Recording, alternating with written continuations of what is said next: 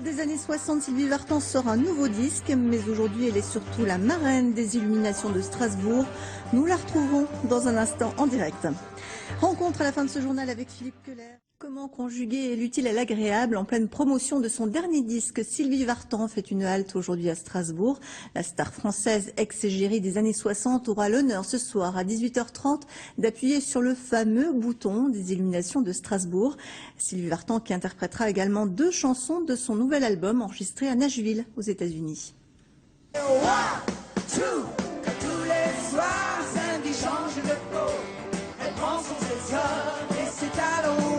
Avec les titres particulièrement énergiques de son nouvel album, Sylvie Vartan revient à ses premières amours musicales.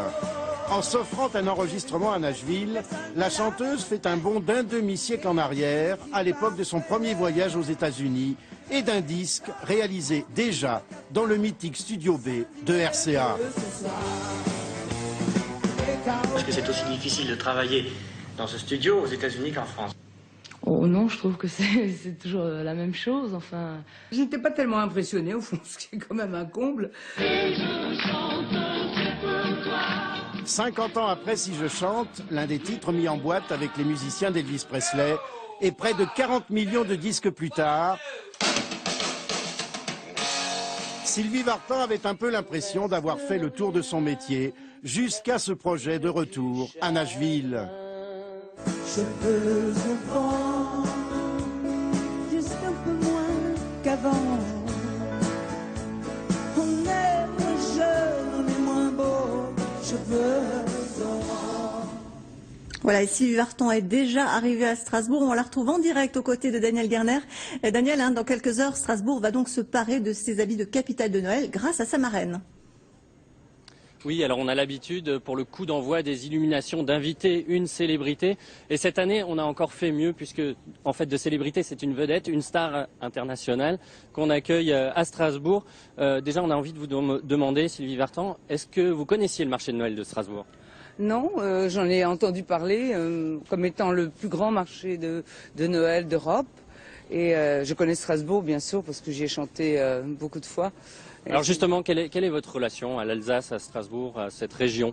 Écoutez, je trouve d'abord le public très chaleureux et là, particulièrement, en cette période de l'année, je ne connaissais pas Strasbourg avec ses couleurs. Je trouve que l'atmosphère est très festive, très joyeuse et j'attends ce soir avec impatience. Ça va être très très beau, je pense. Alors, pour vous, qu'est-ce que c'est la tradition de Noël? Écoutez, pour moi, Noël, c'est la fête que je préfère. La fête de l'année où on peut se retrouver, où il y a de la magie, c'est chaleureux, ce sont les amis, la famille, et puis l'arbre de Noël aussi, et puis le Père Noël. Il ne faut pas oublier le Père Noël, très important. Donc c'est quelque part, c'est un honneur de lancer ces festivités de Noël. Qu'est-ce que vous voulez souhaiter aux Alsaciens, par exemple? Écoutez, je leur souhaite que les lumières de Noël, mais voilà, donc c'est ponctué par les cloches, que les lumières de Noël, ils les gardent longtemps dans leur cœur, pendant toutes les fêtes bien sûr, et surtout pendant toute l'année, et pourquoi pas dans leur vie. Donc on le rappelle, c'est ce soir le lancement des inaugurations, accompagné d'un mini-concert. Qu'est-ce que vous allez interpréter ce soir? Eh bien, des chansons de mon tout dernier album que j'ai enregistré à Nashville. Ce sont des chansons qui ont du rythme et je crois que c'est bien trouvé. C'est des moments de légèreté, de gaieté et de rassemblement. Alors voilà, rendez-vous ce soir à 18h30. On imagine qu'il y aura énormément de monde. Il y a déjà un petit attroupement autour de nous là, donc réservez vos places. Merci beaucoup Daniel. On sera au rendez-vous à 18h30, place Kléber.